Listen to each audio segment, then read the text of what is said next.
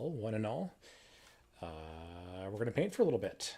And I think we're actually going to try to use this right here, the Speedball Super Black India ink. We're going to do some pre-shading on our lovely HoverToaster. I think we are going to not start with the HoverToaster proper, though. We are probably going to start with the hatch. So that'll be good. And it appears we're going to probably use these little side bits too. For those of you wondering how I magnetized it, I used a piece of Altoid tin, cut it super thin, and then let's see if we can get it to focus. Focus. There we go, I think. Yeah, just got it to... Boy, it is not wanting to pull focus. Why, you know focus. Come on. There we go. That's better. So yeah, you can see the piece of steel on there, and that's what makes it stick with the tiny little magnets embedded in the HoverToaster proper. So tonight, I don't know how long we'll end up streaming. It may just be a little bit. In fact, hold on. I should probably pull the link and get it up for you guys over on the Instagram.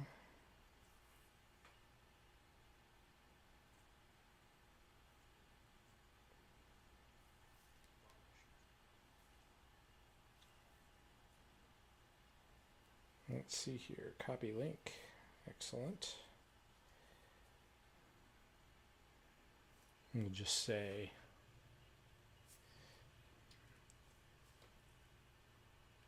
biome. Streaming now. Streaming here.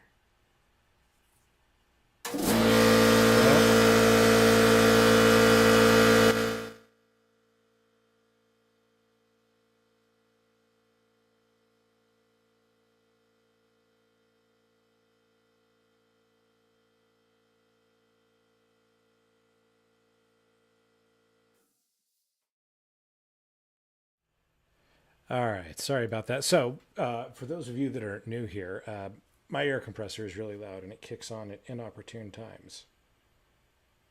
Dunsky, perfect. All right, so the air compressor kicks on. In fact, I am going to go ahead and turn it off. I'll just have to keep an eye on the air pressure. I do not use a typical hobby air compressor. The reason for that is hobby air compressors are expensive. And if you want to get into airbrushing cheap, you can do it with a simple tool airbrusher, or tool air compressor, excuse me, like you would get at Home Depot, Lowe's, whatever. So yeah, tonight I think we're going to try to use this, this Super Black Speedball India ink. This is great stuff. Do not get it on your clothes. It'll never come out. One of the things I like about India ink is it's not truly black. It's actually truly dark gray. And that has some really nice uses for smoke effects. This is our weapon of choice, de jeu. We are using the Badger Sotar 2020. Fun story as to how I got this as a beat-up airbrush for free off of an eBay auction, which was in the last stream in case you missed it. We're going to start, I don't know if I'm going to regret this or not, but we're going to start with some X20A thinner. I'm going to use, I don't know, let's see, 1, 2, 3, 4, 5, 6, 7, 8, 9, 10, 11, 12, 13, 20,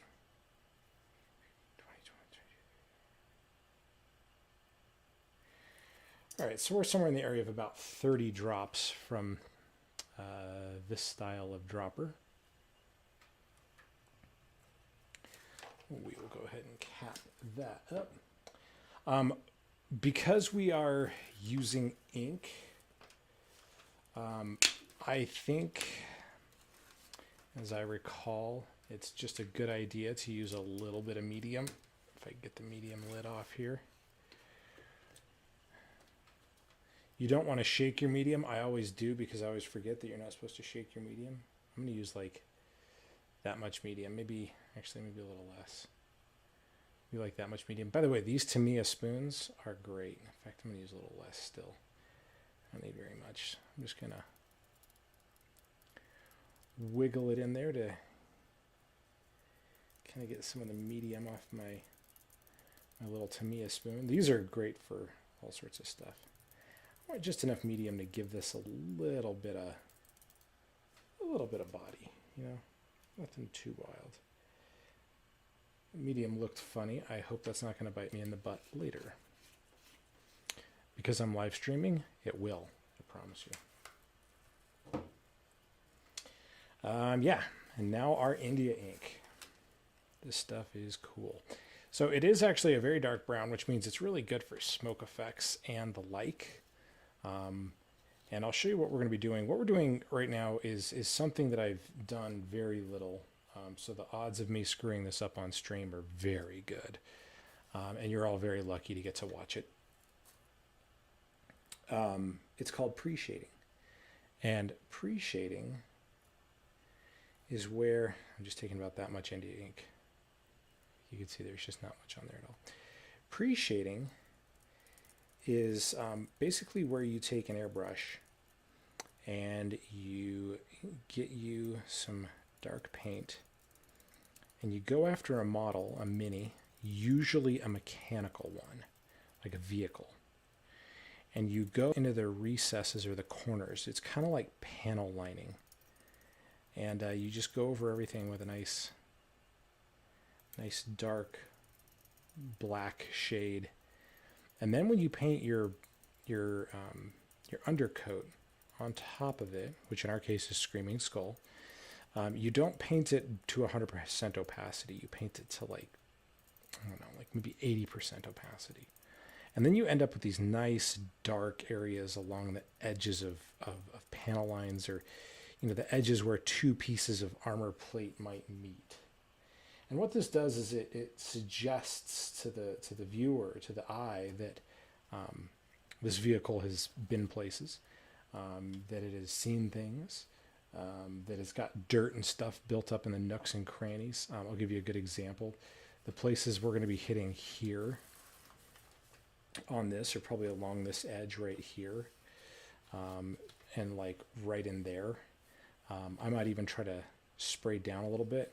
We're going to go along this edge here. We're going to go along this edge up in here. Kind of wish my camera was positioned a little differently, but I don't think there's much I can do about that at the moment.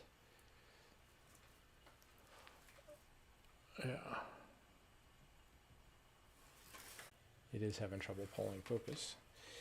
Anyway, with this airbrush, you have to pinch the end a little bit, and we'll back bubble it to make it mix.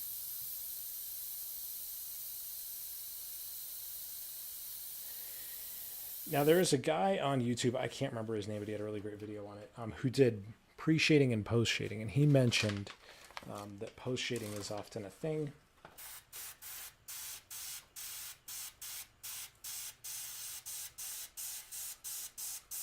Nice. There's one nice thing about India ink is it tends to go down very, very smoothly. Very smoothly. The Sotar we're using this evening, I forget the exact measurements of the tip and of the needle, but it is the small. It is the smallest of the small. I forget exactly what those are. I forget if it's a 0.20 or a 0.18, something like that. Oh, fun. We have already scuffed that. Stellar. That's fantastic. All right. So I'll have to be careful. I thought I was more careful than that. That might have happened early on. Right. Here we go. So you will often see this technique used by guys who do models, military models. And they will do it on like old F4 Phantoms or, you know, stuff from the Vietnam era. Because it's been a while since I tried this, and it's been a while since I used this airbrush, I'm going to just take this really slow. And if my head gets in the way, it shouldn't. I got a big head probably, but...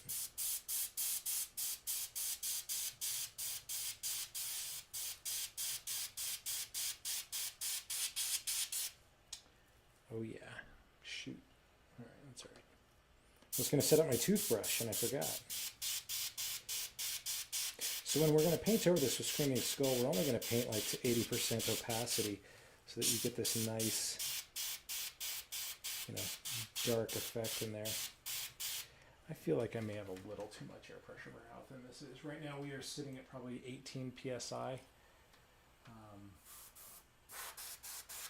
Now we're down to probably 12. Let's see how that goes on.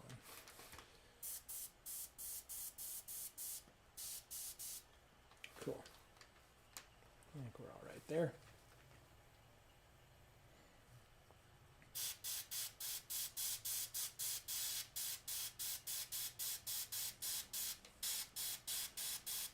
For the record, I could probably do this with the Iwata airbrush if I was feeling less lazy. But I also just really like the Sotar. This is, if you can only get one airbrush and you have a little bit of money to blow on it, get the Badger Sotar. You really will not regret it. And you can get the large, I would get a large needle or maybe a medium needle and a small, or a large and a small. But yeah.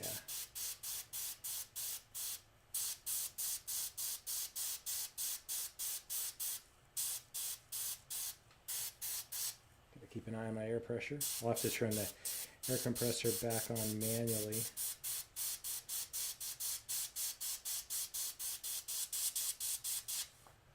Just to get some of that air. I think I got a little air leak going here.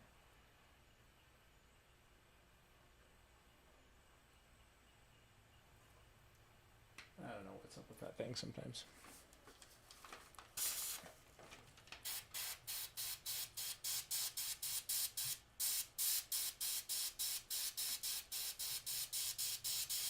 We're mixed really thin here.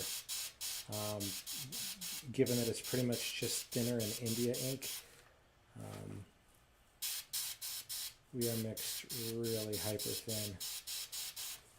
Matte medium notwithstanding. It adds a little bit of something to this, but not a lot.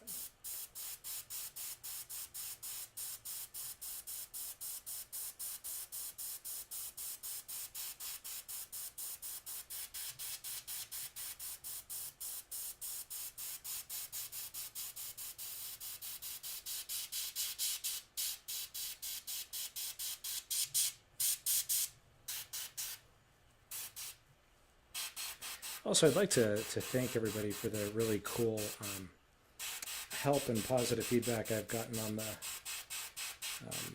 Warhammer 40,000 Explained in Under 3 Minutes video. You guys have been great, and really, I mean, that video could not have happened without a lot of people who follow the Grimdarks on Instagram and gave some really killer feedback. It became a much better video because of the followers on Instagram. So thank you to all of you. Thank you if you've watched it. It's designed to be just a video where we, you know, just start at zero, you know, for a lot of people. And that is, they have no problem assuming that, you know, there's faster than light travel or that there's space travel in the future. They have no problem assuming that there might be alien races that are less than friendly. You know, they have no problem assuming kind of warp travel or something in a very general sense. And I just wanted to take people going, okay, the things that you normally assume about, you know, space stuff, sci-fi stuff in the future, let's take you from that general understanding to a more specific understanding of what 40K is. And that was kind of the idea, was, hey, let's, all right, you know, you get the idea of aliens, but let's take it a step further, you know. And I know a lot of explainer videos tend to start like way after the Age of Strife, and it's like, well, there's kind of a lot of things that happen in the Age of Strife. I think I was talking with one of the guys over on the channel, La Calamity, and I think he was saying, you know, the Age of Strife is just really important because that's what allows the Emperor to rise. It's, you know, it's a pretty integral part of the story. It's like, yeah, I think you're right. So there we go. Got a nice little thing going there. I may not be dark enough. Not sure. It is hard to tell. But let's do... Boy, is the paint coming off that easy? I may not have. Interesting. I may not have cleaned this one as well as I thought. That's kind of a shame. That's all right, though. We will use it to our advantage.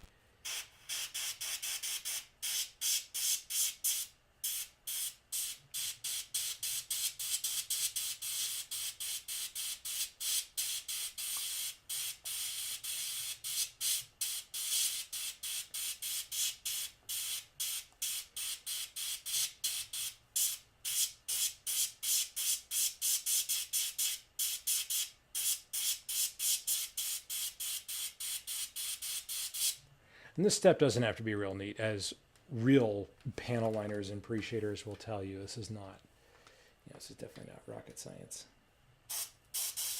which is good. I mean, that's why I'm doing it. It's because it's not rocket science.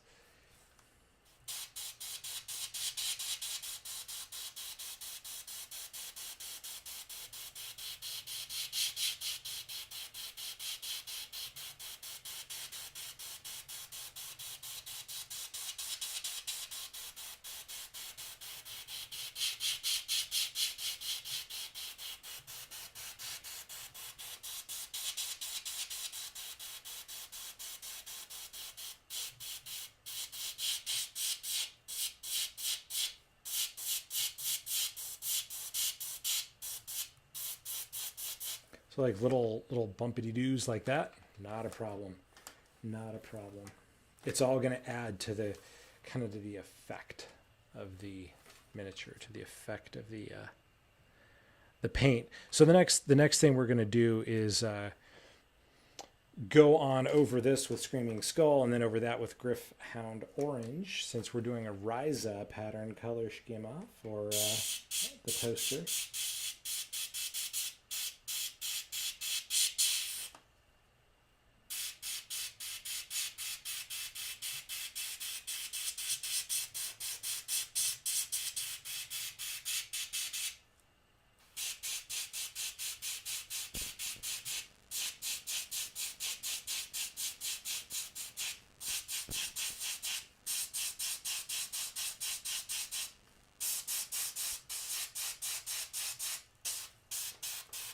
I just think I'm going on too light. I really do. I really, really do.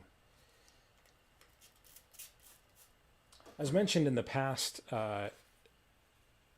episodes on here when streaming, this right here is your friend. Not just in your daily life, but when you're airbrushing. If you tack this down to your bench, and you tie it down this way, you can just rub your airbrush nozzle in it like this if it's clamped down to your bench. Really, really, really fantastic way to clean your airbrush in a hurry, just to give that nozzle a quick swipey-do. Get all that gunk, that dried stuff off your needle. Super, super, super good idea. I'm going to back this up. I don't want any splishes or splashes, anything of the sort. We're just going to add a little bit more.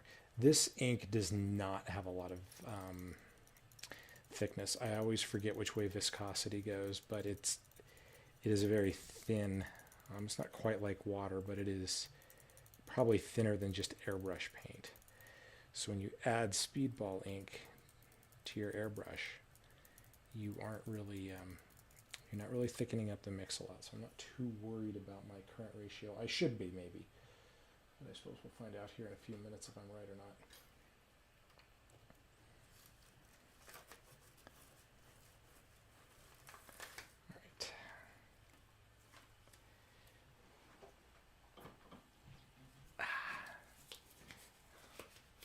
All right.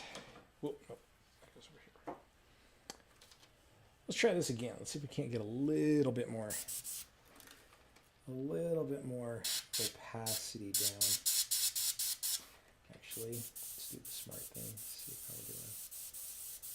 Yes, I think we're still good.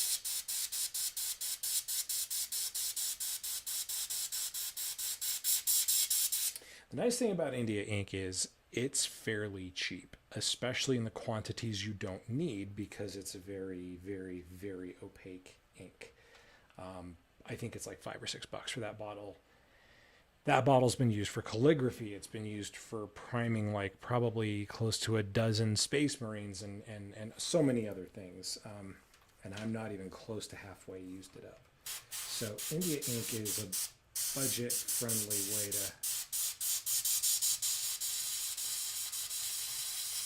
to spray black down onto your minis. And yes, I have used it for priming. A little bit of matte medium in there.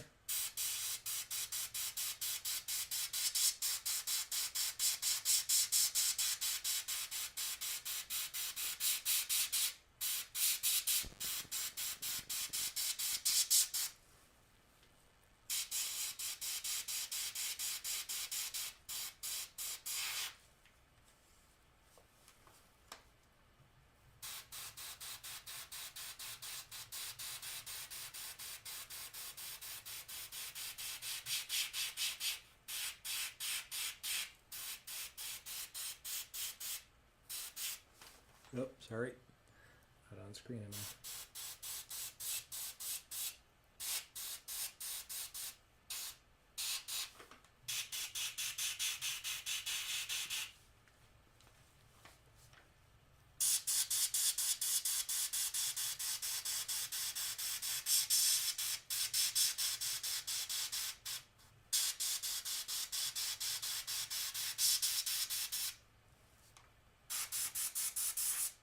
Yep.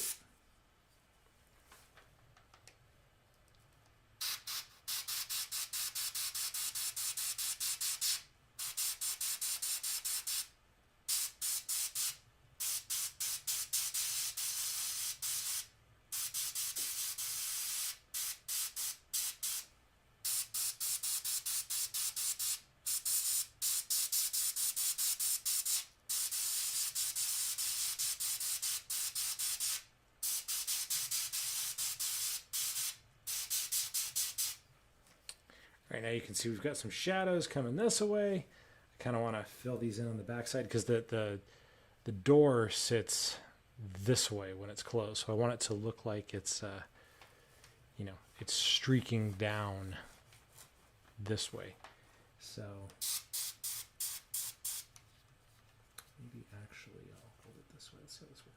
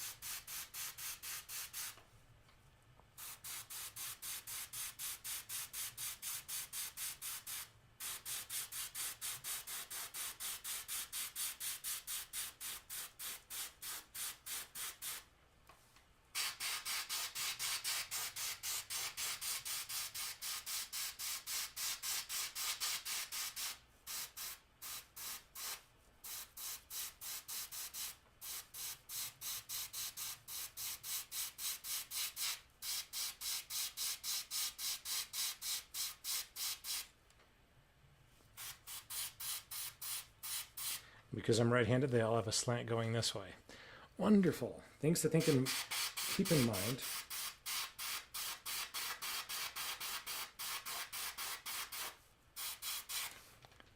All right.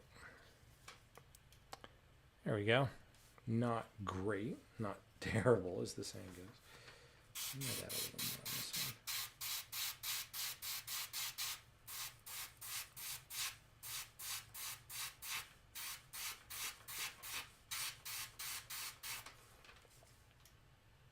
Nice. Very nice. I'm very happy with that.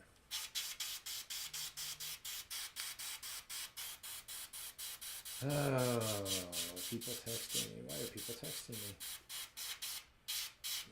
Don't they know I'm on the internet? By the way, if my chat is working, actually, if my chat is not working, hello. I'm assuming it may or may not be working. Which is usually a safe assumption to make. I'm kind of new to the OBS thing on this end of the camera work, so If I'm totally screwing it up, I apologize in advance, or in medias res, whichever comes first.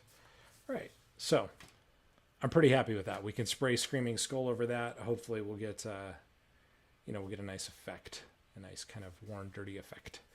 I don't want it to be grimdark. I really don't want this build to be grimdark, but I do want it to have a little bit of a wear and tear kind of feel.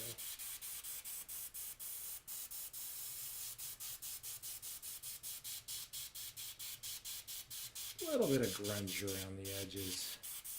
Use, I don't want it to feel like a brand new HoverToaster. I want it to feel like a HoverToaster that's been out in the world a little, It's done a few crazy toaster-cations, toaster vacations.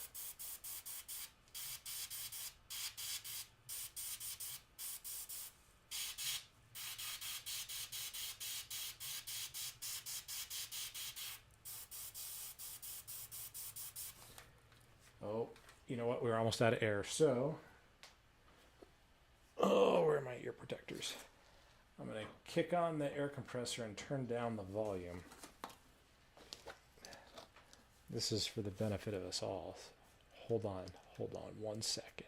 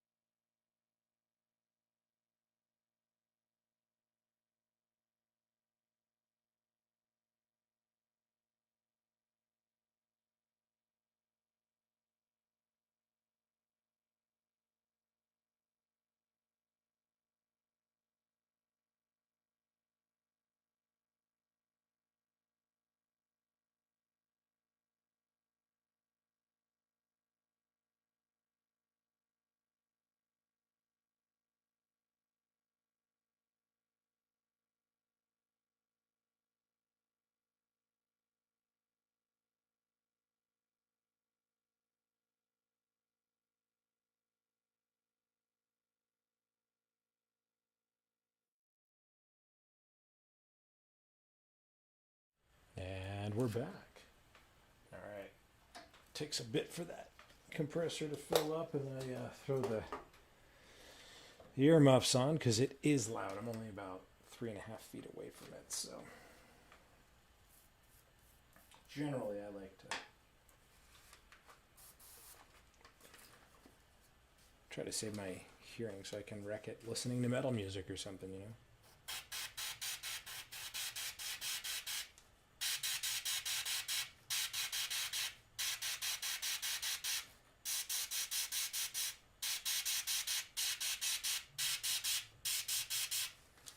Cool. I think we're just about there with this piece. You want to start with, in my experience, when you're airbrushing, you want to start with a piece that is easily stripped or isn't as important in a sense as the rest of it. If I had to strip this and start over, it would suck. It also wouldn't be the end of the world. If I screw something up badly over on the HoverToaster itself, on the main body, it's like, okay, how do I fix this? And the answer may not be, as easy as the answer is for something like this. So I have airbrushed a drop pod many long times ago. And the drop pod is a one where you kind of start from the bottom, where those engines are, and airbrush your way up towards the top.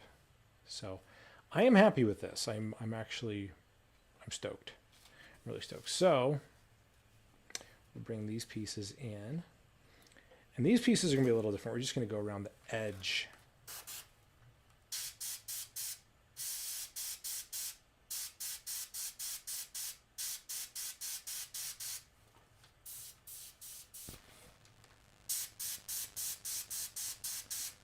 Sometimes it pays to just pop down on the paper real quick and just see where you're at. See how the airbrush is behaving.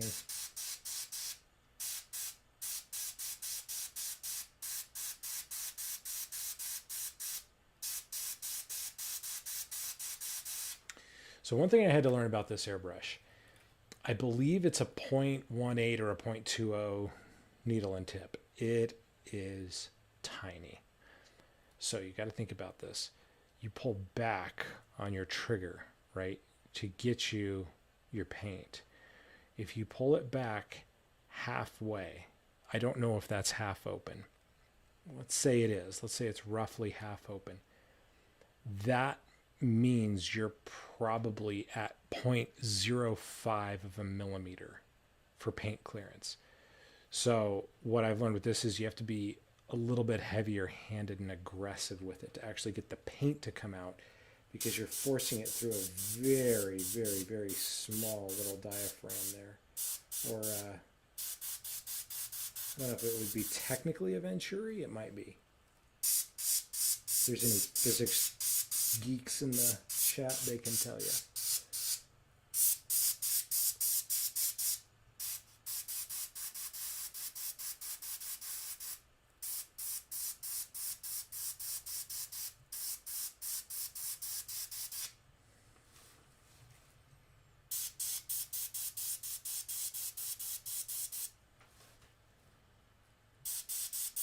So it means when you pull all the way back, you're getting theoretically 0.20 millimeters worth of paint flow. Halfway is 0.10, but that's only 0.50 all the way around the needle. So if you think about it, the clearance there for the liquid to come through is very, very, very low. Which is why in this airbrush, I tend to like a very thin mix. And low pressures, and just do what I'm doing now. Get down right on top of it and make it happen. That said, it doesn't always work, but it's a really nice idea, and it sounds really great when I say it out loud.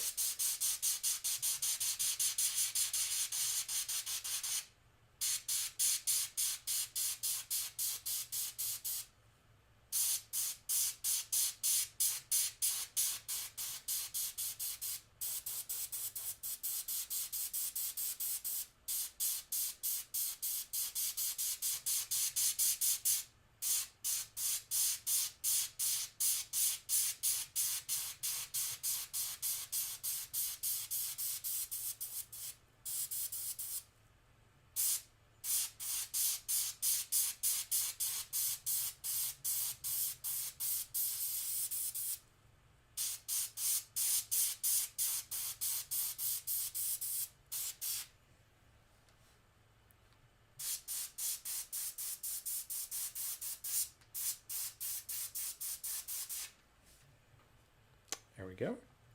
Getting there.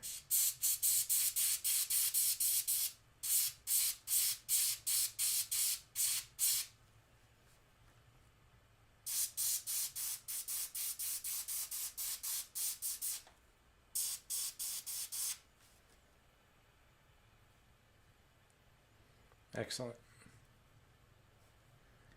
Excellent.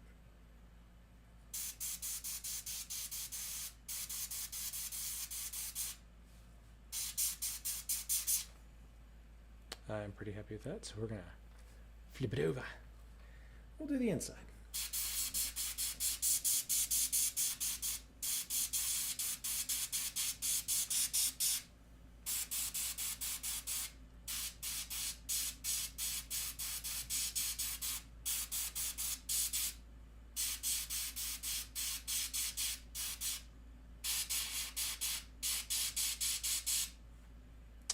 Think about how this mounts in there. I don't need to go too crazy with this.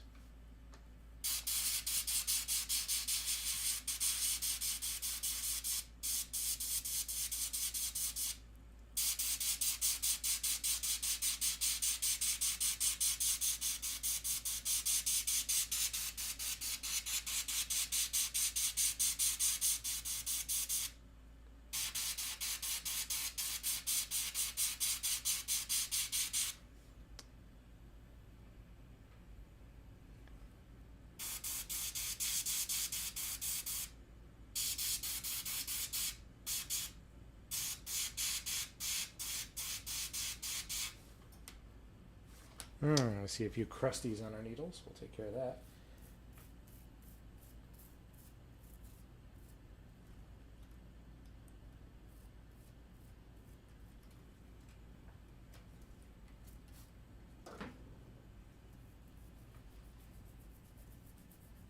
One thing about the Black India ink, this Speedball ink, it is good ink. It can just tend to be very... It is water-based, so you can mix it with water, you can mix it, you know, with alcohol. It's fine. It does tend to be or create a little bit of a lacquer on the needle because it's so thin.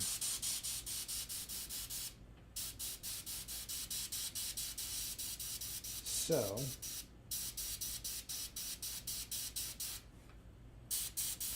that being the case, sometimes it might need a little bit more of an aggressive scrub than you might give, say, you know, a needle, an airbrush needle that you're just painting, you know, Abaddon black, or you're painting, you know, Mephiston red or something.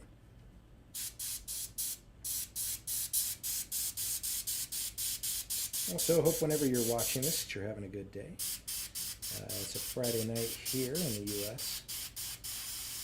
So I hope all your weekend's looking up.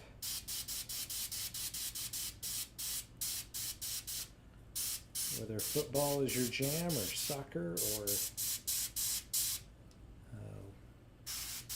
no sports at all, esports, or going down to your FLGS, which, I don't know, I might do that tomorrow. A couple hours drive, but maybe it'll be good to get out a little bit.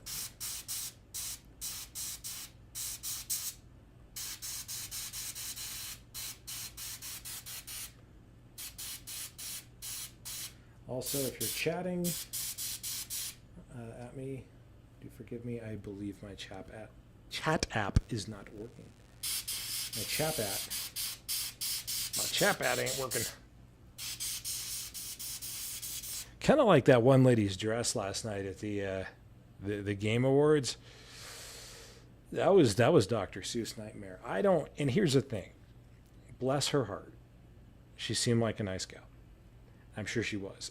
And I'm not convinced that she picked that out. I kind of don't wonder if some producer's like, you're going to wear this. And she's like, yeah, okay, whatever. I just want to get paid. I mean, we all do that to some extent. It's not that it was a risque dress. It was a pink carpet dress. And it looked like something out of Dr. Seuss. And I kind of go, was that really her idea? I'm not so sure.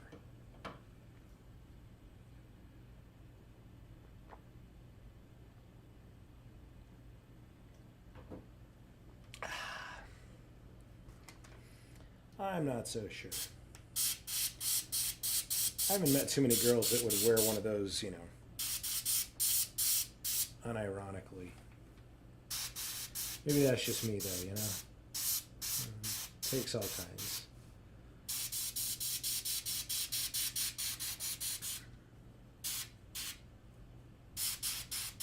Oop. All right. This is what happens when you hold it. Sometimes you get a little end on there that's been nice and masked, finger masked. There we go. How are we doing on ink? We're doing good. These do have a tiny cup. That is the downside of many of the Sotar 2020s, is they have a very tiny cup. So if you do get one as your one and only airbrush, that's fine. That's cool.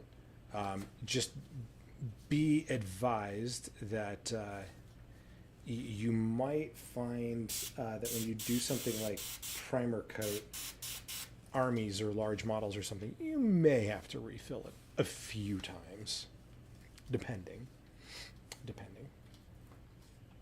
All right, now we're getting into the serious stuff. Oh, all right. We'll talk about this. This is interesting. I mean, I think it's interesting. If you think it's boring, well, I'm not offended. It's okay. So, let's see here. Yeah, all right. So this is Screaming Skull with the Griff Hunter orange over it. This is just the regular primer with the Griff Hunter orange. And this is Wraithbone. Or no, Bright Ivory. This is Bright Ivory from Pro Acryl. Over here is Buff from Tamiya and Screaming Skull. Now, I originally kind of wanted to try to use Buff. I thought about it because Tamiya paints they have a couple of really nice qualities about them. One is that they are really designed for airbrushing from the ground up.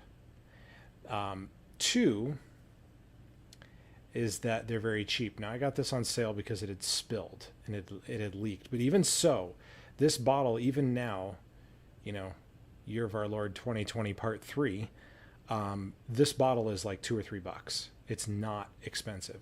It's also very easy and very forgiving to airbrush.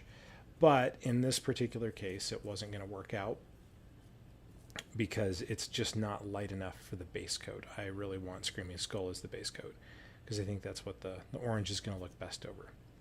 So I did kind of do some tests. You can always do tests like this on your model, these color swatches. I do, and I just never regret it. Not once, because you just kind of get to see and get a feel for how stuff, what it looks like, you know, how it's going to come together or not. And I was kind of tempted. I was like, you know what? We should just go on straight with the Griff Hunter Orange right over the top of the primer. And I'm really glad I didn't, because this primer is a very cold gray. And oh my gosh. Oh, dude, Abdullah, hello, dude. I don't know why Nightbot's doing that. Oh no, I need to turn Nightbot off, but I don't know how to turn Nightbot off. I need to tell. Hold on. Let me see here. Can I tell Nightbot go away? Can I? I don't know. Let me see here. Actually, I don't know if I do, I might mess everything up. Abdullah, I am sorry that Nightbot is censoring you. Okay, there you are. How you doing, man? I don't know how Nightbot works. I've turned it down low because I'm like, look, no one's really going to show up and give me that hard of a time. And if they do, maybe I deserve it. Yeah, see, there you go. It's okay. That came through. Nice. Nice, nice, nice. You know what I want here? I think I want... We're going to use a clamp as a paint handle. Peachy, getting ready for the gym. Oh, dude, is your trainer going to, like, totally give you the working over? His trainer was giving him the work over the other day. I was like, bro, I admire you. I totally admire you. I'm also going to go eat another Christmas cookie, but I just know in my heart that I admire you. I haven't had that many Christmas cookies. I've had some. I've had too many. But it's not entirely my fault in a way that I just quite haven't figured out yet.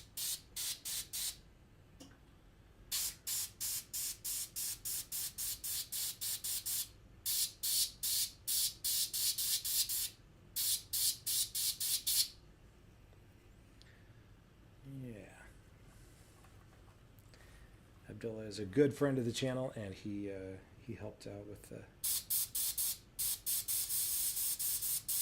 video with some suggestions. Also, I left you a fun message on your Discord DMs. It's just a meme, but it's I'd like to think it's a great meme.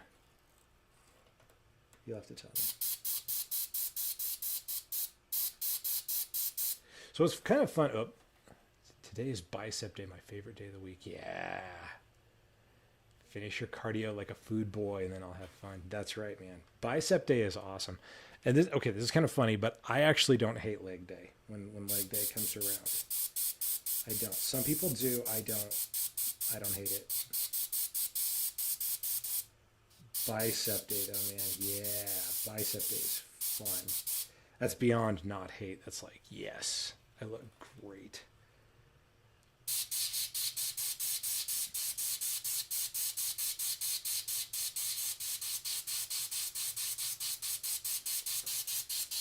You can see how close I can get with this. Yes. Yeah, you'll have to tell me what you think, man. It's It's like any meme. It's stupid, but it's awesome.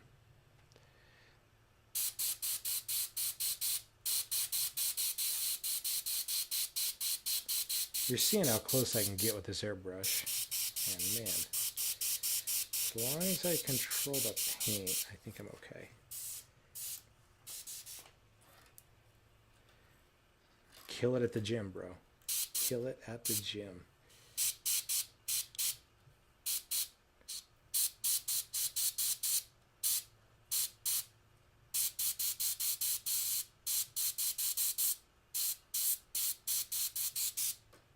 Yep.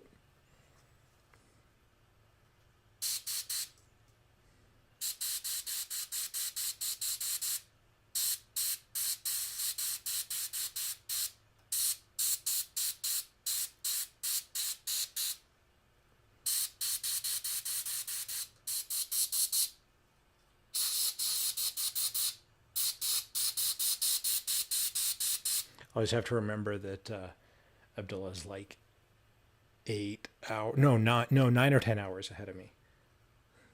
Something like that. I always forget. I have done some traveling in the Middle East, and the jet lag is brutal, but it's still worth it. It's been a long time though. 6-8 years, something like that. There we go. I think I want to get in a little bit closer under here. Now, either you're going to watch me pull this off and I'm going to look like what I'm doing. Stupid but awesome. That's literally every post you've made on Instagram, and I love you for it. I try, man. I try. I may have sent it to you on Instagram. I forget. So one of the things I have to do on Instagram, and I don't know if this is still in effect, but a while back, Chris Howe, who's a YouTuber that kind of talks about social media and stuff like that, talked about one of the ways to get Instagram to the algorithm to kind of promote you is you make your post and then you log out of Instagram, like actually close the app down and you stay logged out. And you make Instagram basically try to get you as many likes as it can so that you come back and go, oh, look at all the likes I got. So you're and that used to work. Like if I post and I hung out on Instagram, like I wouldn't get anything, like nothing would happen. But if I posted and I left and went and like did other stuff, I'd get a lot more engagement. Now my engagement is totally crap right now. And on the one hand, it's like, am I funny anymore? There's always that question as a creator, like, am I still making something that doesn't suck? It's a fair point. That is a fair point. You have to ask yourself that. Maybe you do start to suck. Flip side of the coin, maybe the algorithm is what sucks. And, oh, guys, there we go. So I've been wrestling with that recently to be like, so do I suck? No, it's the children who are wrong.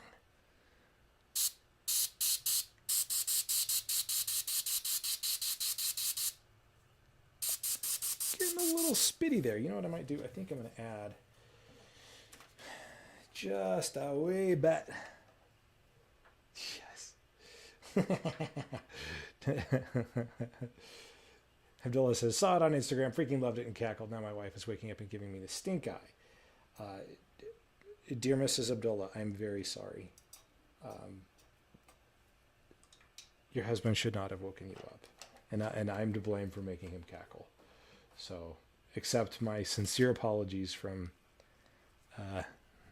9 hours away the night before. 8 hours? 9 hours, something like that. It must be the algorithm. I mean, dude, like, gosh. I think it was like a month and a half ago, I was reaching like 40 or 50,000 accounts and regularly getting, new people along for the ride, which is like, that's always fun. And now I'm like at mid 6,000 in terms of reach on the dailies. And it's like, what happened? And I am hearing multiple people saying Instagram's in trouble.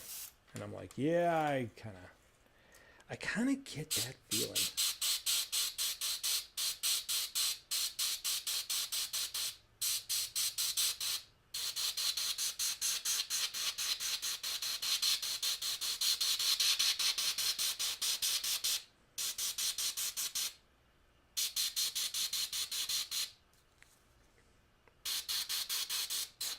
Ah, I really need to reposition my camera. And I also need to figure out the focus on it.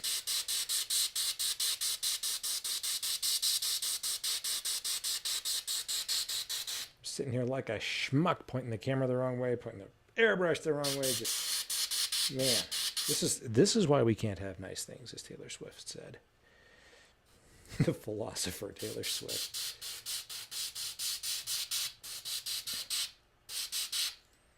I kind of hate social media monopolies for that reason. Though you never really know like what game you're playing or why, and it's like, or maybe you do know why, and it still just kind of sucks because you don't really know like what the rules are, and you feel like the rules have changed. Yeah, thanks, Mark Zuckerberg. Absolutely. Actually, although Zuckerberg does own Facebook via, well, he owns Instagram via Facebook. Oh, my mic shifted. He does not the one, I forget the name, Adam Corey or something like that. He's the dingus who runs Instagram. And Instagram's biggest problem, I think, for the last year is they're looking at TikTok going, we want to be TikTok. And it's like, bruh, you ain't TikTok. Okay? And if you like TikTok, you like TikTok. And you're not going to go to Instagram and be like, I want TikTok. It's the same reason you don't go to freaking McDonald's and be like, I want steak. It's like, sir, this is McDonald's. Oh gosh, there we go.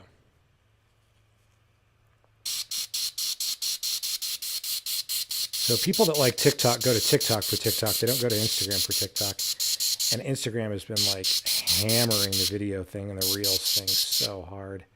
And it sucks. It's like, man, I don't want to make Reels. I just want to make stupid headlines and then move on with my day and make people laugh and feel better. And Instagram's like, yeah, but have you considered making a Reel?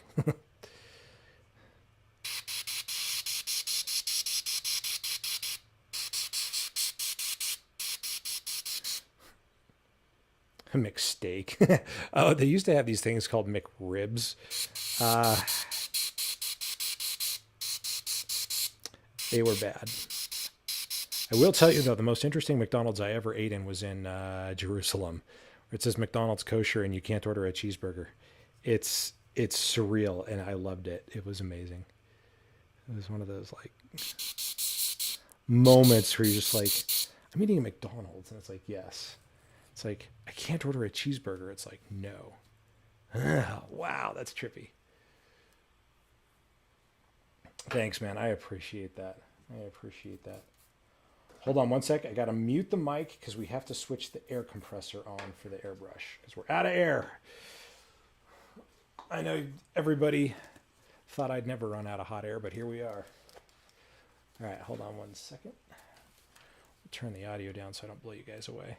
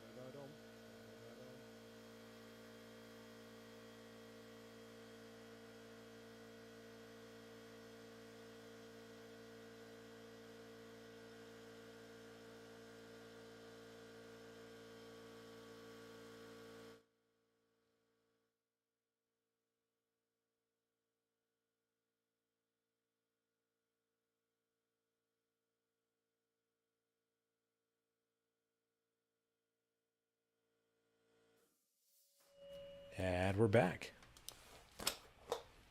Ugh. Perfect.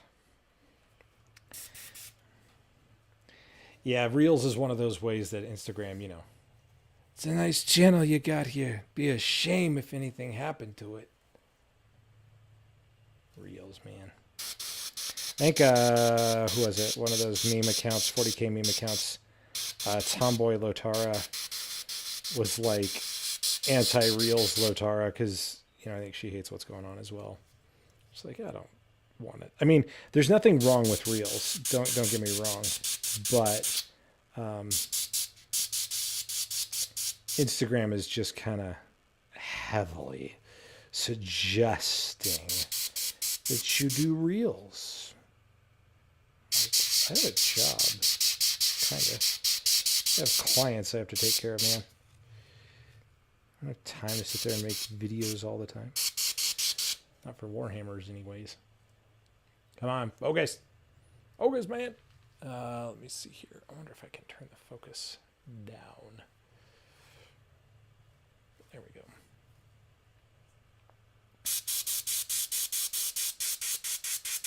And I think, I think one of the really unfortunate things in that entire scene, really, for Instagram and everything like that, is the fact that if you're a good content creator, that's not enough. And it's like, that sucks. Yeah, suggesting, interesting way of saying ramming down your throat. That's a good way of putting it, yeah, I probably can't say. I can't reference the story you once told me on stream, but you know what story. Yeah. Yeah, the focusing is just wonky right now. Let me see here.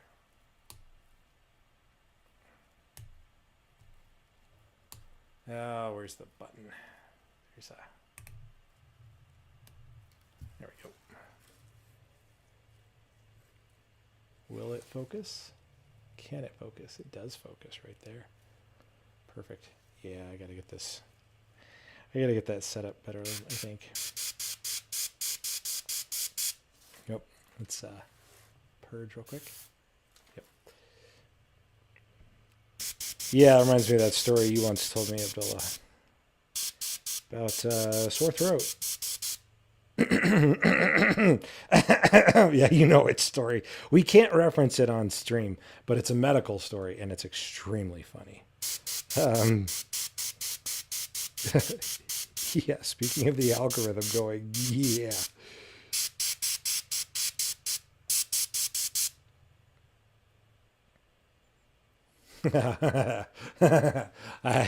In your line of work, bud, I'm just not surprised. I'm just not surprised at all. No, sir, not even in the least little tiniest bit.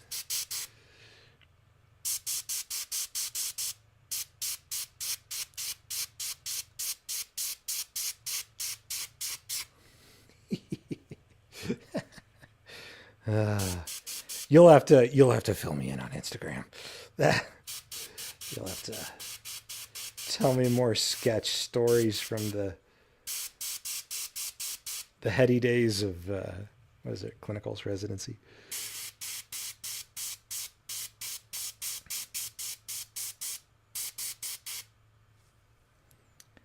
Might be doing it over. You know what? I'm probably overdoing it a little bit on this thing, but this is a Canon, man. So I think we'll end up okay.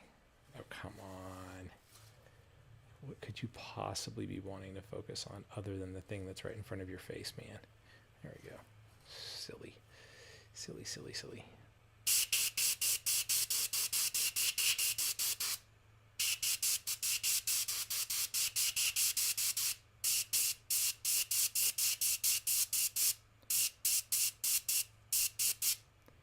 Nice. There we go. Ah, you switched to private sector. Good move.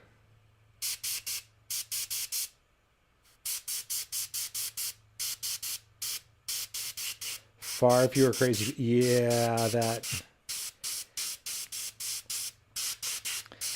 totally makes sense, bro. You're not getting those middle of the night visits where they're like, we don't know what happened. It's like, huh. Yeah, you messed with it. That's the problem, is you messed with it. Is it focusing better? You know what I think it is? I think it's that stupid splash on the. Man, focusing is just the worst right now. Maybe I'll just keep it down here. I'll have to. But a kid did try to swallow a keychain and got it stuck at the back of his nose. Her nose. No, that's not a mistype. Oh. Why a keychain? Why a keychain? Kids should be doing normal stupid stuff like snorting pixie sticks. Actually, I don't know if you guys have those there, but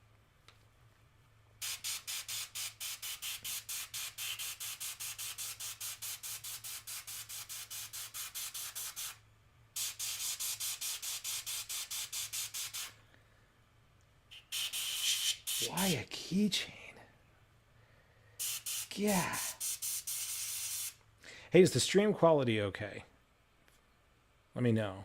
I'm seeing the little colored box on OBS go red and green and yellow and orange and all sorts of pretty colors that I assume do not mean pretty things. So let me know if the stream quality is just absolutely terrible.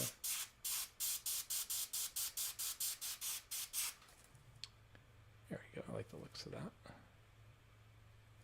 Keychain. Why do you swallow a keychain? Could see any number of things being swallowed on a dare. Any number of things. Dare you to swallow a whole packet of Skittles. Yeah, okay.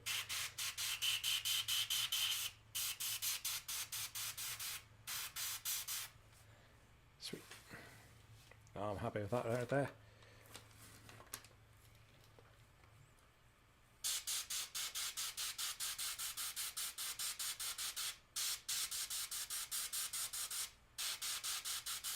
You know what I'm going to do? This is a bad idea. I'm doing it. YOLO. We're going to lower the camera down. This jumpy is a method addiction. Oop, nope. We're going to come up this way.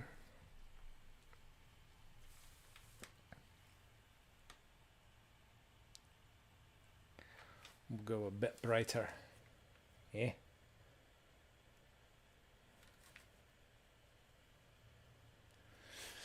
Let me see if I can watch. I'm gonna stand up and like fall over and totally.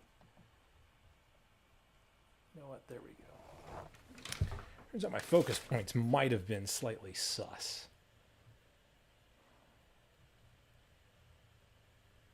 Or maybe they're just stupid. I think they're just stupid. It's probably pulling focus on that stupid thing. All right. Which is amazing, given, I mean, if you could see the janky setup I'm running with a 2012 MacBook Pro, it's like, I'm amazed this stream even works. But you know what? I ain't complaining. I'm stoked. Running an old version of OBS, and it's running like a champ. If it ain't broke, don't fix it.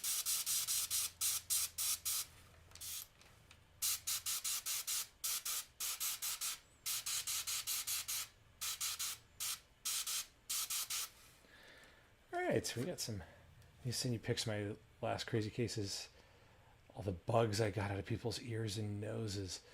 Oh, dude.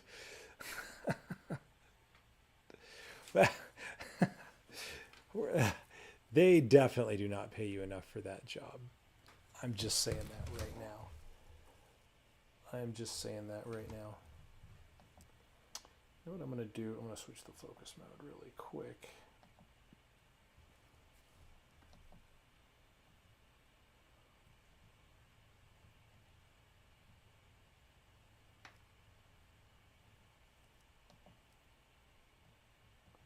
And we'll just put it right in the middle.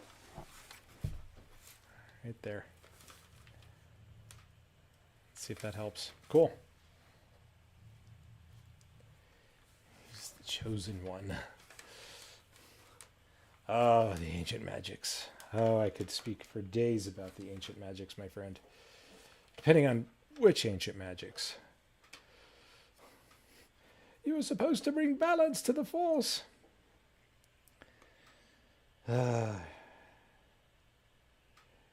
Yeah, and then pod racing.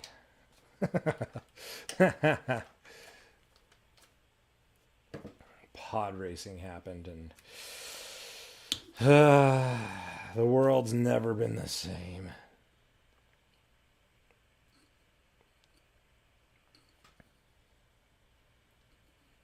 The world has never been the same since pod racing. Actually, okay, so funny story. I actually really like the old school N64 pod racing game. That game was fun. That game was legitimately fun. I'm refilling the airbrush. That game was legitimately fun. It was buggy, but it was fun.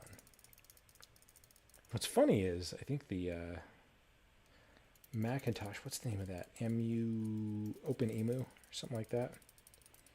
Actually, we'll run it. So you can play Pod Racer with an Xbox controller on your computer. And it is a giggle fest. Total giggle fest.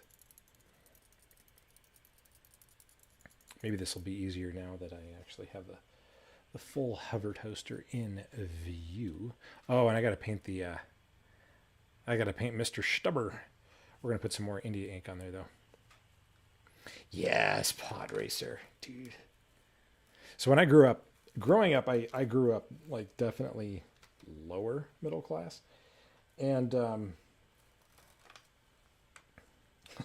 some things never change. But that being said, never had a console growing up. It was always like friends and neighbors and family that had consoles, whether that was an N64, Super Nintendo, whatever. But I tell you what, when you never get to play Nintendo and then you're told to house sit for somebody that has a Super Nintendo with Super Mario World on it, oh my gosh. I mean, you just appreciate every moment of your life that you get to play Nintendo. The races in Pod Racer were great. The upgrades were awesome. Like you sat there just pinching money to get like that cooling system so you could run that booster just a little bit longer. It was just such a fun game. It was I'll go out on a limb. The Pod Racer game was better than the entire episode 1 movie. That may not be popular in some circles, but I said it and I don't care. I don't care. I said it. Episode 1 was a mess, but the pod racing almost makes it all worth it. And if you agree with me that episode 1 is a mess, you should watch Mr. Plinkett's review of episode 1. Just be advised, it can be a little rough at times. And if you don't agree with me, you should still watch Mr. Plinkett because maybe he'll convince you that episode 1 was, in fact, a mess. All right, we're back boobling. Look at all that beautiful bubblage. Yeah. Let's see how we're doing here. You know what? I need to scrub the needle a little bit. First proper console for me, PlayStation. Then my little brother decided it needed to be watered. Oh. Dude, little brothers, man. Little brothers. You know what's funny? The first console I ever owned was a PS1 that was given to me. And it was given to me after the Xbox had come out. So like what? They were up to the PS2, maybe PS3 by then, somewhere in there. So yeah, and here's the funny thing. I have one game and I still have it. It's called Thrasher Skate and Destroy. And I have that game and I have it with the PlayStation I was given like 12 years ago. And I still play it and it is still awesome. That game is amazing. And in the worst and best ways possible. Yeah. Yeah, episode 1 was a mess. Here we go, HoverToaster proper. I don't know why I'm painting the top part that I can see, so if I screw it up, we're all gonna like look at it first. But you know what? That's just probably the way it is. Here we go. We'll tilt it like thus. Some of those old video games, and here's the funny thing: I was watching the video game show the other night, last night with Valrak, waiting with bated breath as Valrock, just scammed us all hour after hour. It was a great stream. It was really good times. It was funny, just watching the video game stream last night. I was just like, is it me or do all these games just look the same? Like, what's the deal here? What's exactly the deal here? Because I don't know. I'm not a boomer or nothing, but what happened to the video games, man? Like, they all were just kind of like, ugh. Rayman. I almost beat it too until the hydration incident. What was Rayman? I don't remember this one. I was mostly a PC gamer because that's all we had. I had a PC, so I played like Command and Conquer, Tiberian Sun, played Flight Simulator, played Descent, not Defense, Descent, Free Space a little bit, which was absolutely awesome.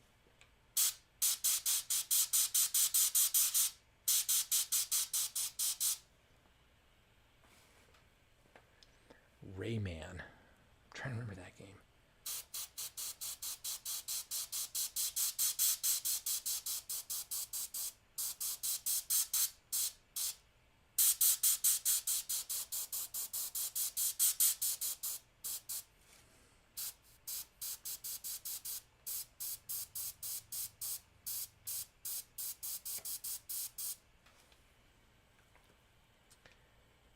Yeah.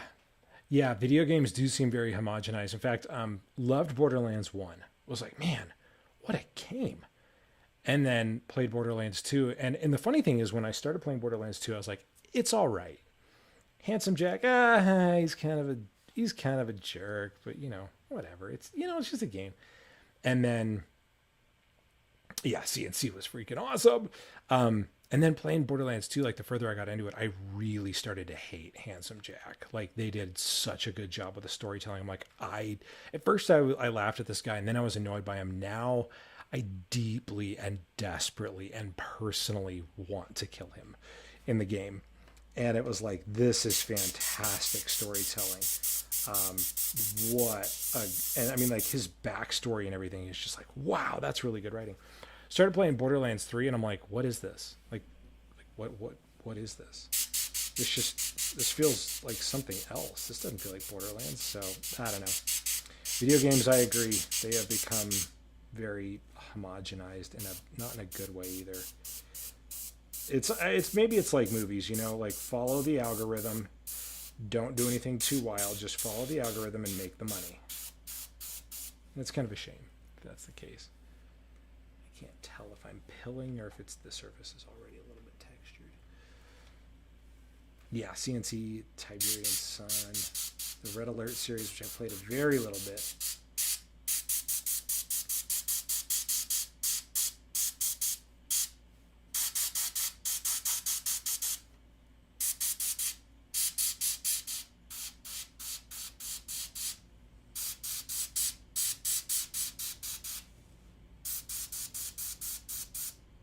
Those were the days, man. Video games were cool back then.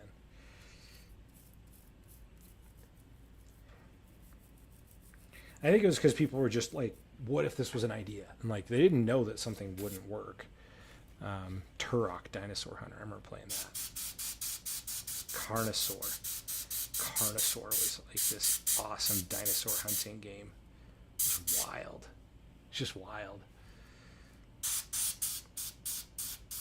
And like the dinosaurs would vary in size, so you're like looking for a bigger T-Rex than the last,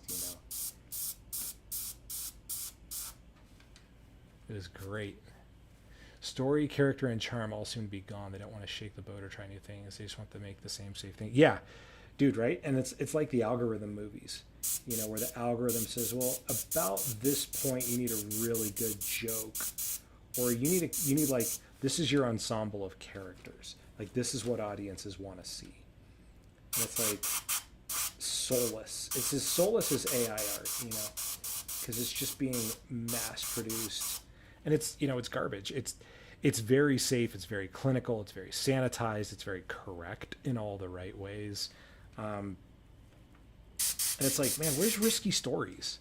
Where's stories that may or may not work? You know, or it's like, that may not be a good idea. You should do it because nobody's doing good ideas. There's one reason, like my brother, I have not seen a lot of Nolan's work, but Christopher Nolan, my brother's a little bit of a Nolan fanboy, which is understandable. But one of the things he loves about Nolan is that Nolan's willing to do crazy, wild things that nobody else is really willing to do, and he just feels like Nolan is doing something that the rest of Hollywood is too scared to do. And it's like, all right, even if it doesn't work, maybe that's okay. Maybe that's not maybe whether or not it works isn't the point. Maybe the better point is that somebody tried it and that they influenced somebody else who made it work later on.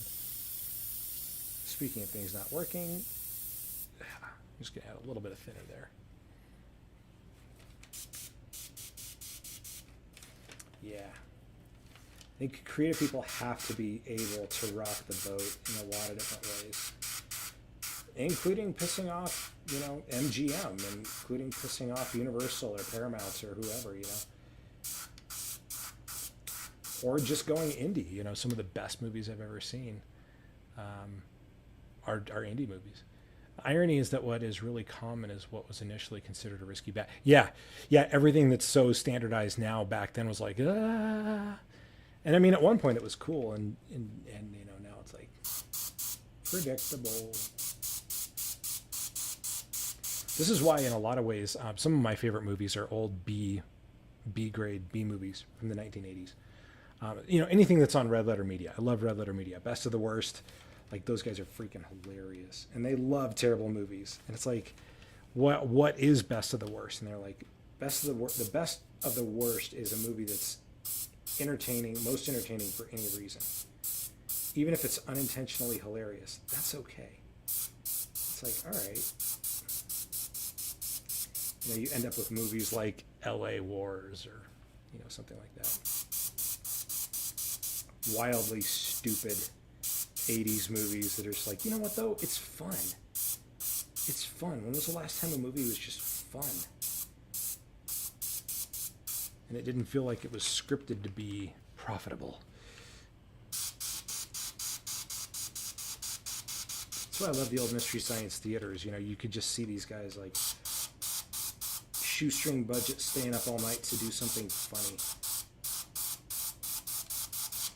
It's like, I admire that immensely, especially in this day and age.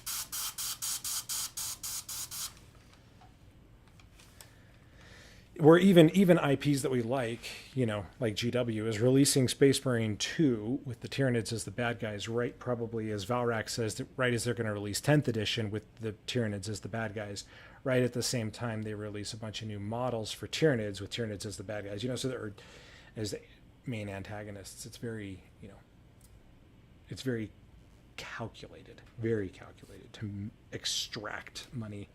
It's like, come on. Tremors, love that movie. Give me a so bad it's good horror over homogenized stuff any day of the week. Yeah. And here's the funny thing. I haven't even seen Tremors yet. I need to. I have not yet, though. I know it's got Kevin Bacon in it. It's like, all right, you had me there. Night of the Lepus. Night of the Lepus is one that I was watching on Red Letter Media. And, you probably know this because it's the scientific name. They had to say Night of the Lepus because Lepus is the scientific name for bunny rabbit. You can't say Night of the Bunnies or else nobody will see your movie.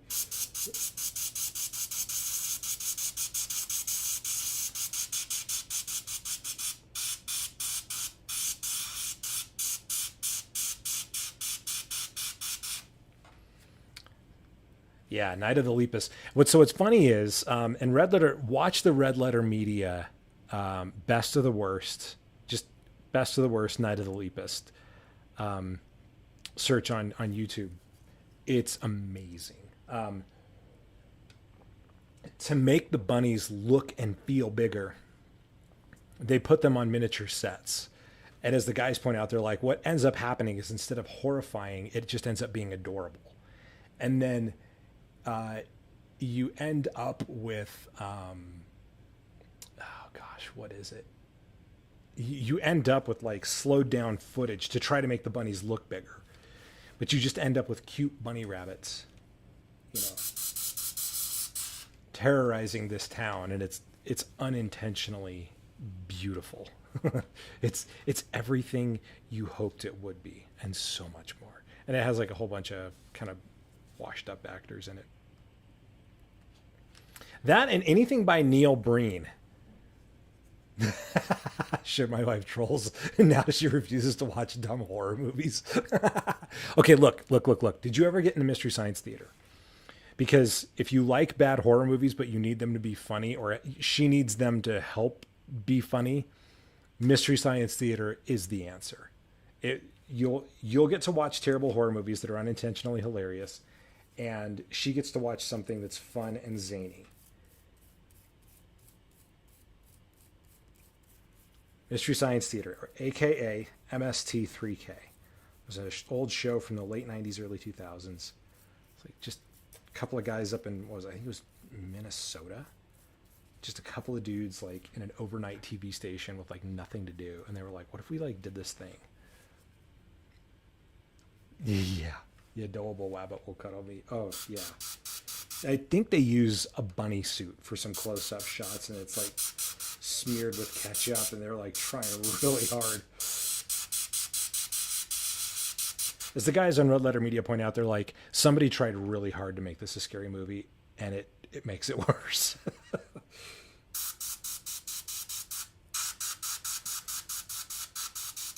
It's to the movie's detriment that they tried so hard.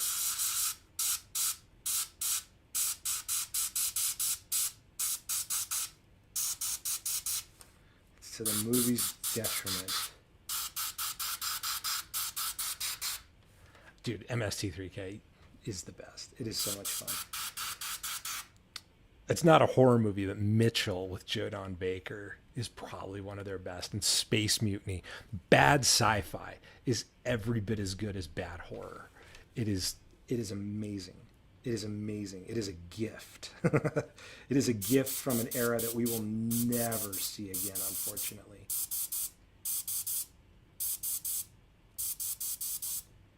Because I don't think that anybody can intentionally, like, even the B movies on Amazon now are like, I don't know. It's like, how come it's worse, and it's not better worse, it's just worse. How does that work? We're too self-aware? Is that it?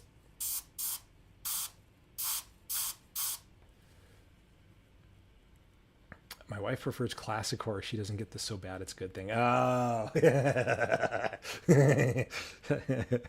So she's insulted when you're like, hey, let's watch Shark Exorcist. Or what is it, Velocipaster? Like, oh, man. Yeah. Oh, my gosh. Some of those freaking movies, man. Oh, beautiful. Just beautiful. It is a gift. It is an absolute gift. And people need to learn to appreciate it. And what's kind of sad is that, like, because it was an era, it was like this moment in time, I don't know that we'll ever get to like create bad sci-fi like that again. Like, who's gonna make the next Space Mutiny? You know, who's gonna make the next gosh. There's so many bad good ones. Good bad ones. So freaking many. All right. I have to switch the compressor on. So hold on a second. We're going to turn down a bit.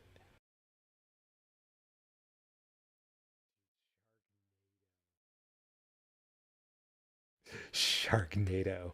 Sharknado, yes. And Sharknado 2. Yes. Yes. Okay, compressor time.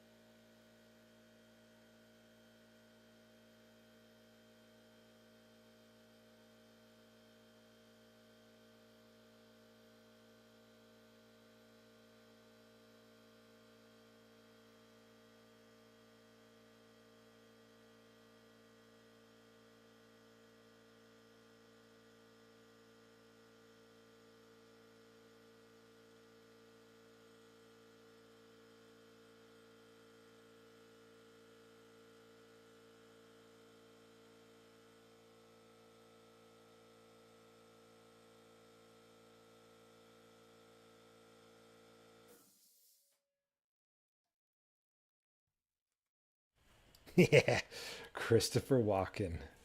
No. Ah, Christopher Walken. Yes.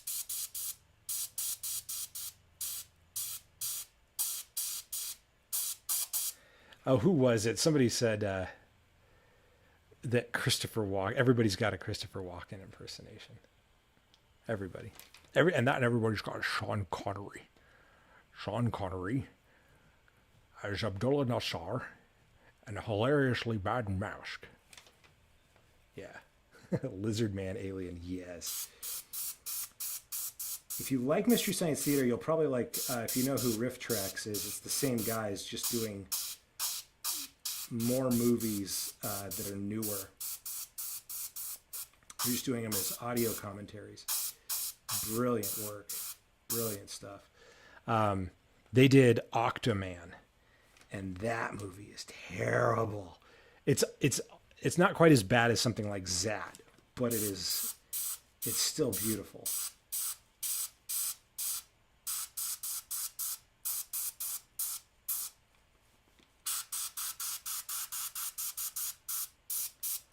And like you can see, yep, pump the ion, man.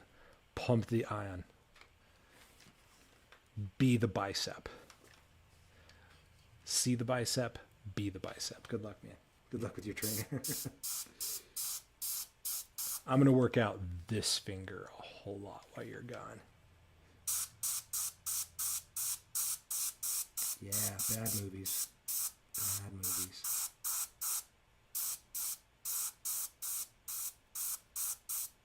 The halcyon days of cinema. How beautiful it was.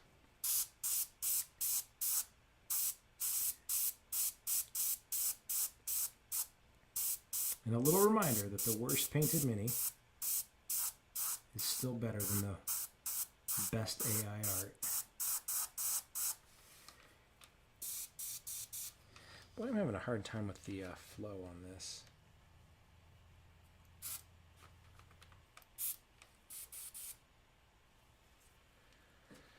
I wonder, you know what I need? Probably need a little bit of flow aid. We're going to put a drop of flow aid in there. Just a drop. Just a wave of my magic wand. And a drop of flow aid. That'll probably do it, I hope. Just not getting quite the response out of it that I want.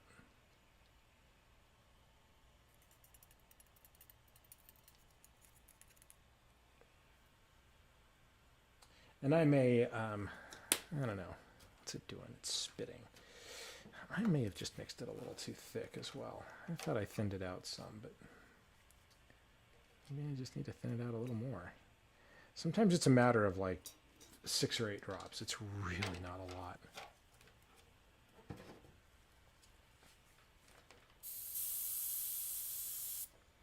Yeah, if you've never seen Mystery Science Theater, Abdullah has, obviously. I have. Obviously. There's even been some jokes on the Grimdark Sun that were Mystery Science Theater jokes.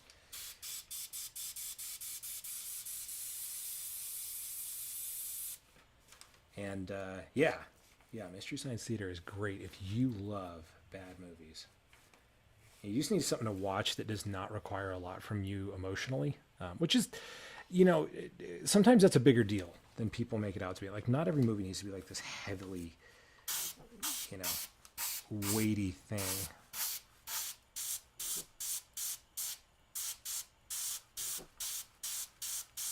Sometimes movies just get too freaking heavy, especially in today's day and age. It's like, you know, we got enough heavy stuff going on. We don't need, certainly don't need to be preached at, you know, or something like that through a movie.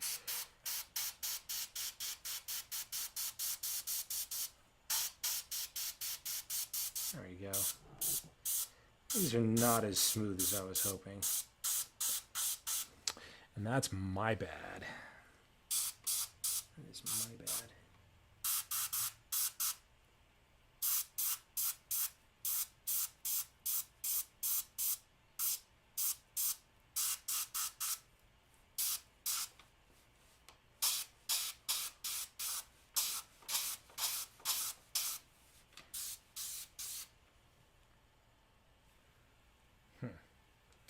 What's going on here?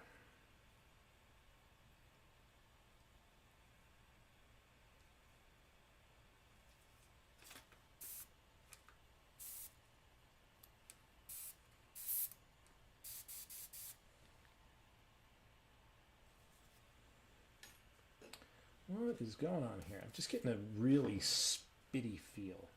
The paint feels a little sticky, which to me suggests I may have a bad ratio of my mix going. I have kind of lost track, to be fair.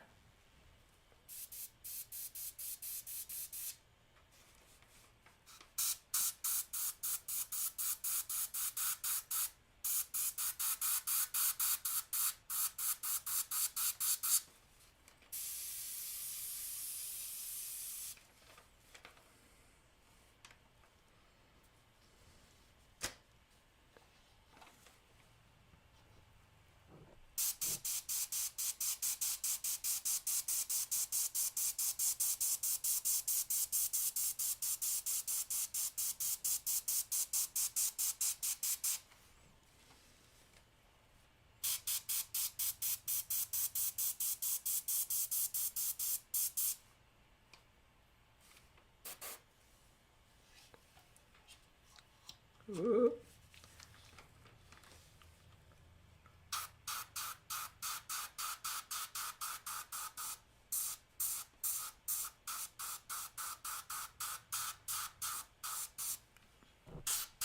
Obviously, I'm not the world's greatest airbrusher.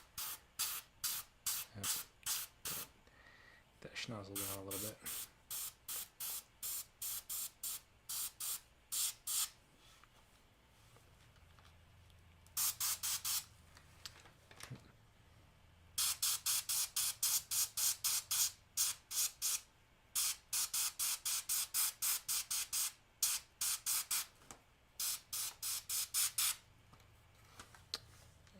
So we fabricated the front end of the HoverToaster for magnetization. Say that 5 times fast. We had to fabricate some posts right behind that grill. Pretty easy, actually. I just used a chunk of sprue and held this bit up to where it was supposed to meet these other side pieces on either end, and then just, worked it in there until it was the right length. Pretty straightforward.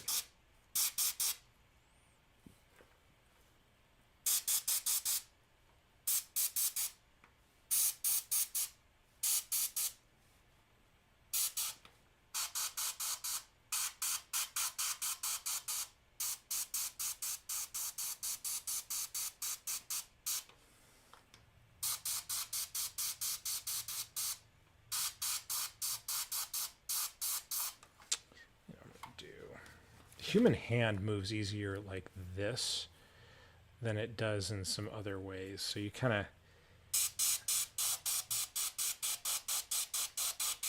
got to remember sometimes just to pick your freaking model up and move it to an angle that's going to be advantageous for you.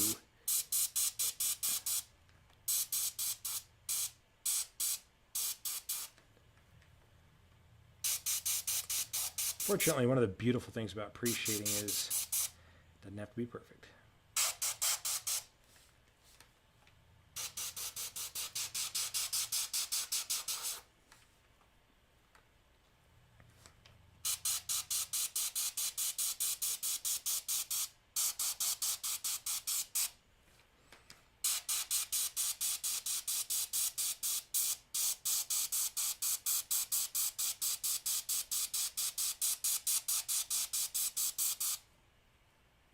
Cool. Let's get that back over there. I hope Abdullah's pumping so much iron right now. Oh, he's got to do cardio first. That's right. Oh, brutal.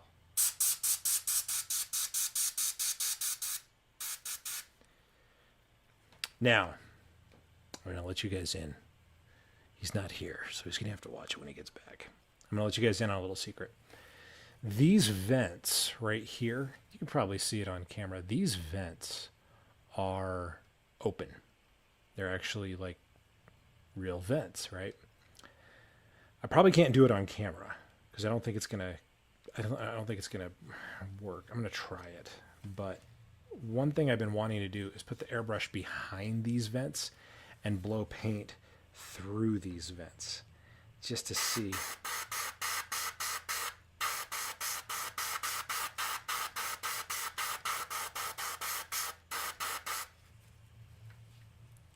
Just to see if I could get paint to blow through those vents going down, so you get an authentic smoke look. Doesn't look like it's working. I'm gonna try one more time. Gotta be careful though, because I'm really hitting the sauce hard on the airbrush.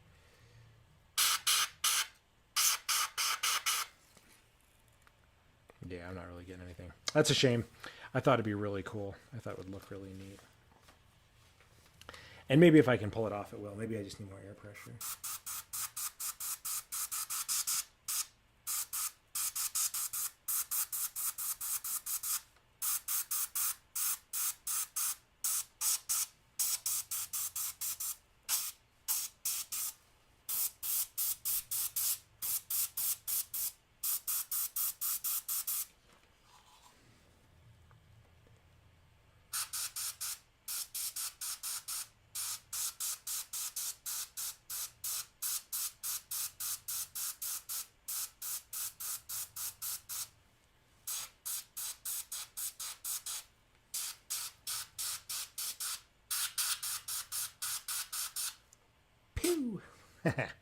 Yeah, so I made a hinge for that hatch. That was pretty fun.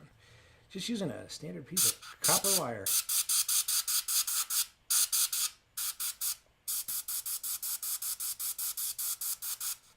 I'm going to have to make sure I shade that. I fix that, I guess, when I do my base coating.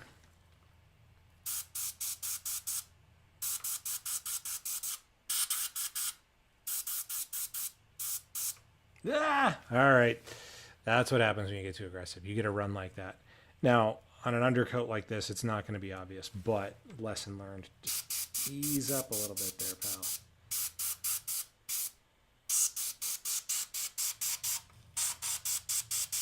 It's not a race.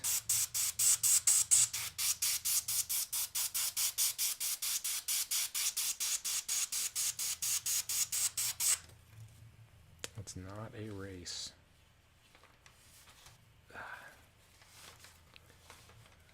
It's definitely not a race.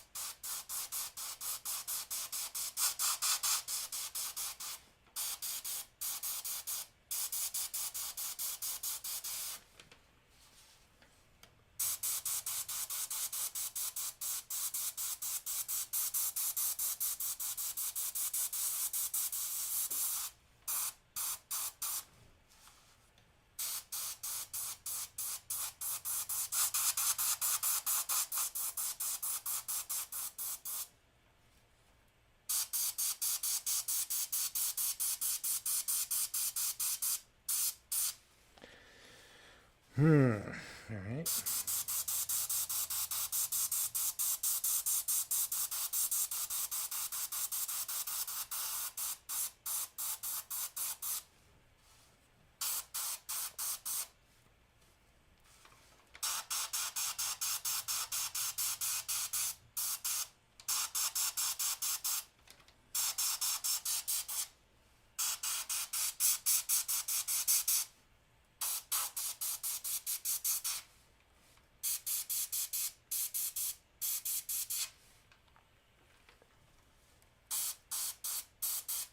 I think these are actually supposed to be light emitting.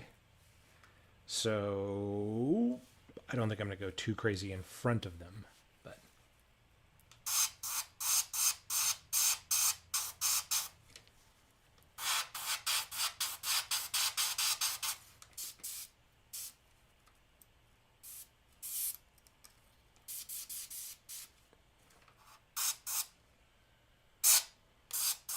getting down on the air. Who knows? Not down quite yet, but boy, we are getting down a bit.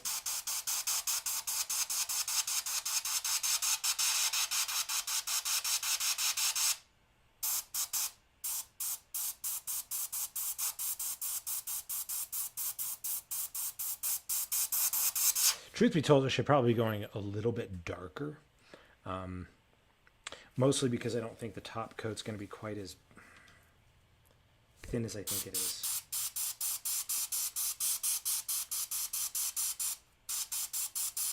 Right now, on camera, it definitely appears darker than it is. So I'll put that caveat in there. It's more of a smoky gray with that hint of brown in it that India ink tends to have, like I had mentioned previously, which I think is a great attribute of India ink. I really do. I think it's great stuff.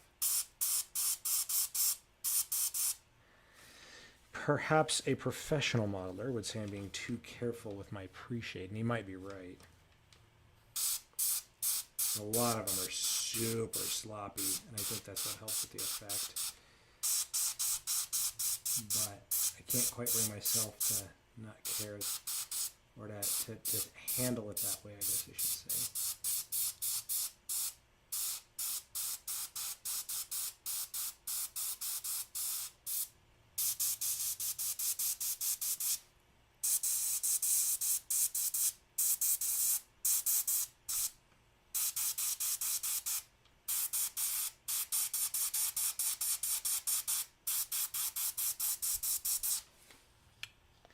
Getting there. Getting there.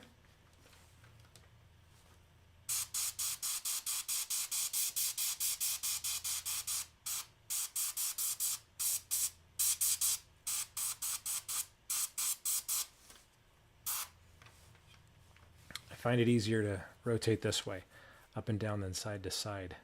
I don't know why. Up and down, vertical rotation instead of horizontal rotation. I'm sure there's a medical reason for it in the way our wrist is designed and created. But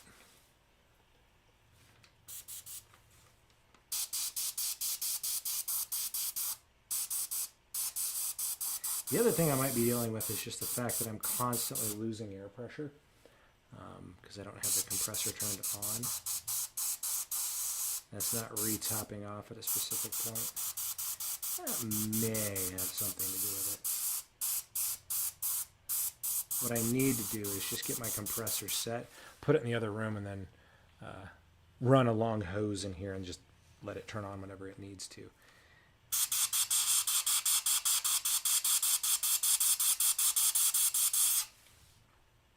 Nice little vent smoke trail there.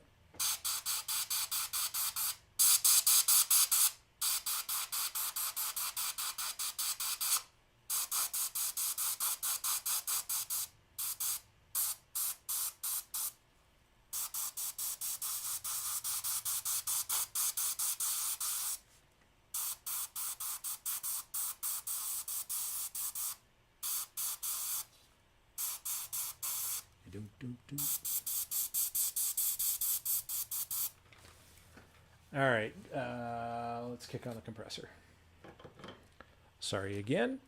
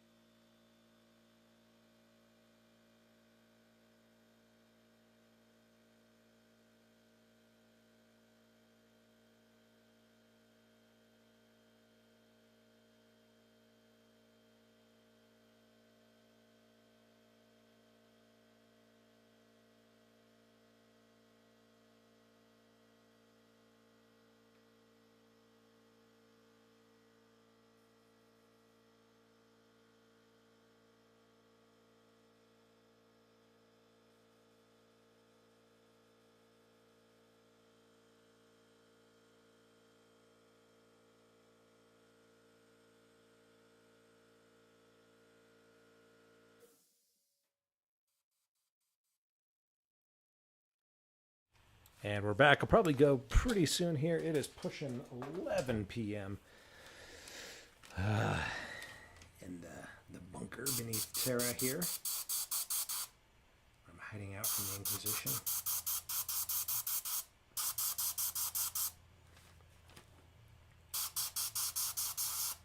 Just a harlequin on the run, man. Just a harlequin on the run. Yeah, let's turn this guy sideways like this.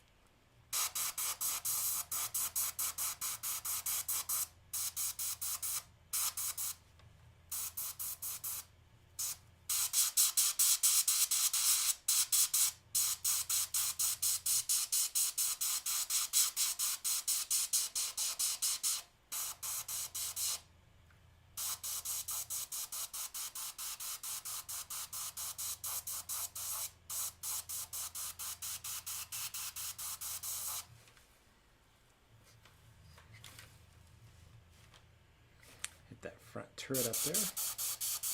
I actually managed to glue it in and still have it articulate. Pretty cool. All you gotta do is just glue a little piece of peg on the back there.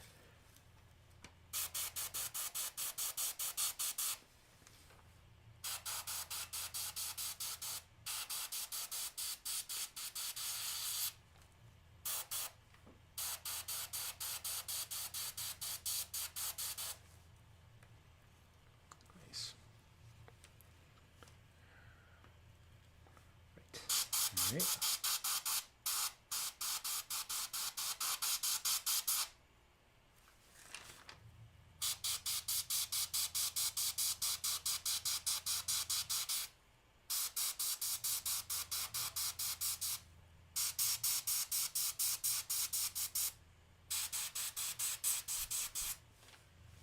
Oh, sorry.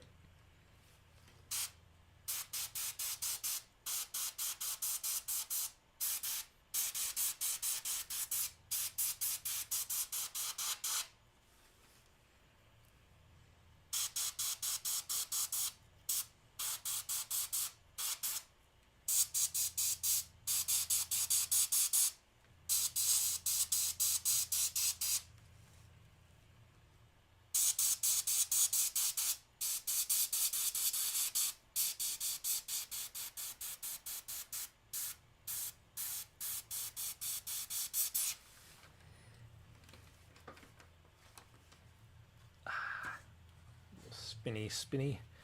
Get another pass at the back here. Make sure we're in the right. There we go.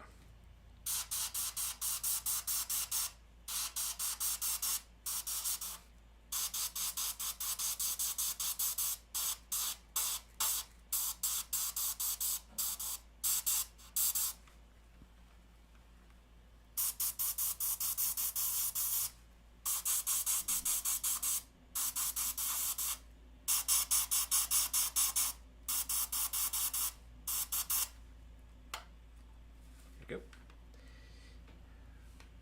Yeah, one thing I like about the Badger is how precise it can be. I'm not even very good with it, and I can still hit, rivets.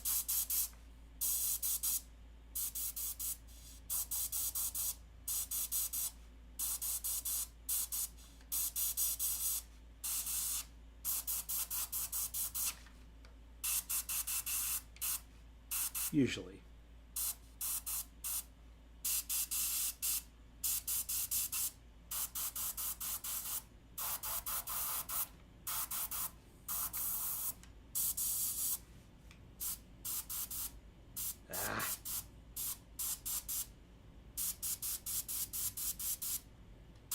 It happens when you get too aggressive, boys and girls. Yes, spider web it. So what happens when you have just too much wet paint being delivered on the spot, and then the air moves that wet paint rather than helping it dry. It just pushes it around and it spider webs. Unfortunately, on pre-shading like this, it's not super critical in my experience. Yeah. All right, I think I need to quit. Gotta take a break. Oh, I'm getting too punchy, man. I'm getting too punchy.